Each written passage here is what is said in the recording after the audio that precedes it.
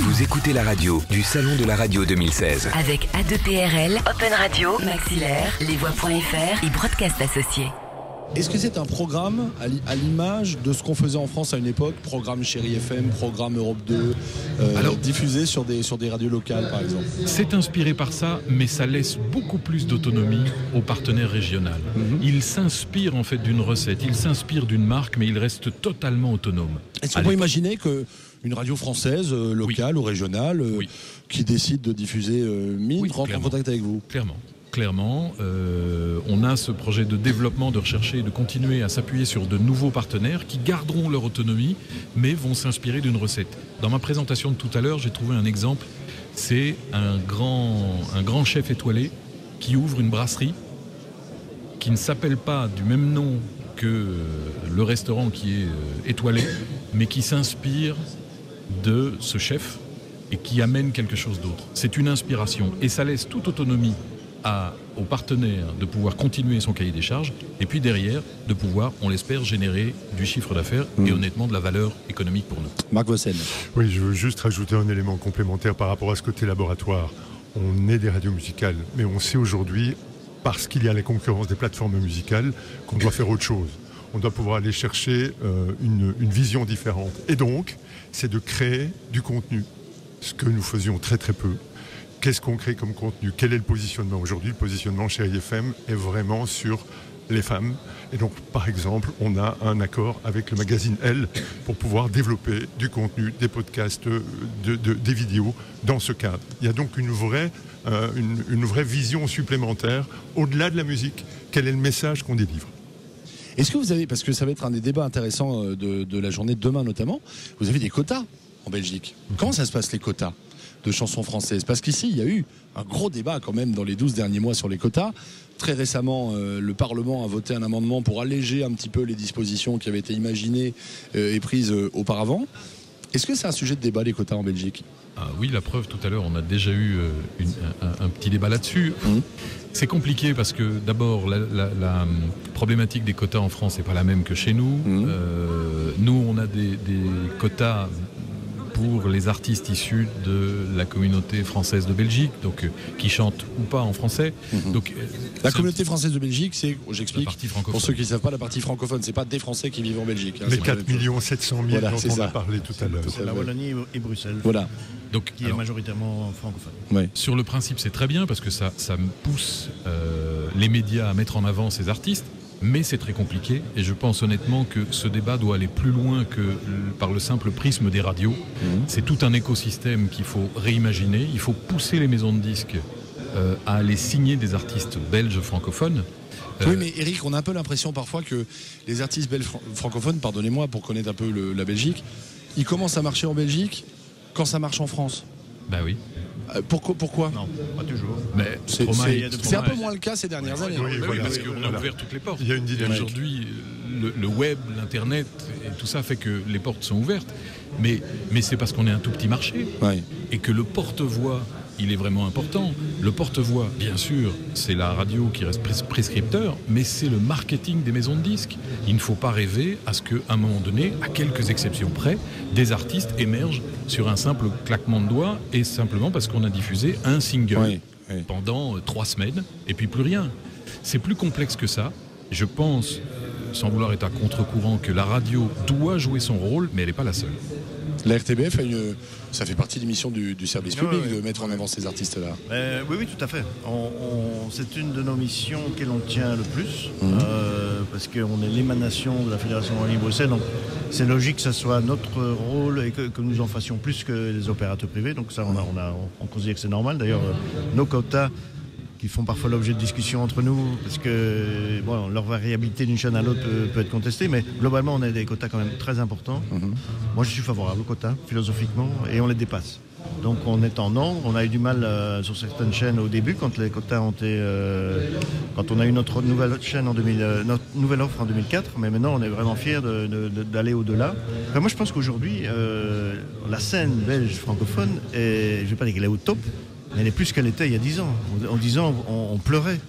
Aujourd'hui, il y a vraiment, depuis quelques années, un renouvellement. Il y a aussi le fait que le milieu musical qui était très indie rock Jusqu'il y a quelques années, c'est quand même ouvert musicalement parce que les tendances ont changé aussi. Ouais.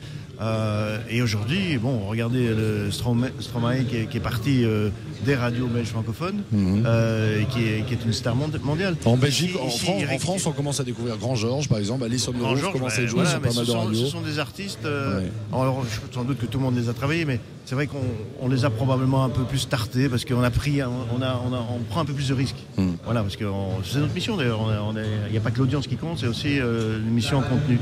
Donc là-dessus, on le fait. Et aussi, alors, on le fait aussi transversalement. On avait une émission hebdomadaire consacrée au milieu de la musique belge et internationale, mais surtout centrée sur la Belgique, en télé. Et on en a fait ici, depuis cette année-ci, un award. Une émission d'awards qui met à l'honneur la scène belge francophone. Et ça a eu beaucoup de succès. Et cette transversalité, parce que ça a été préparé par les radios, ça a débouché sur une émission télé. Et la télé a joué son rôle pour la première fois de manière significative, en osant mettre en prime time, certes sur notre deuxième chaîne, mais en prime time, une émission de variété. Maintenant, dites c'est un patron de télé.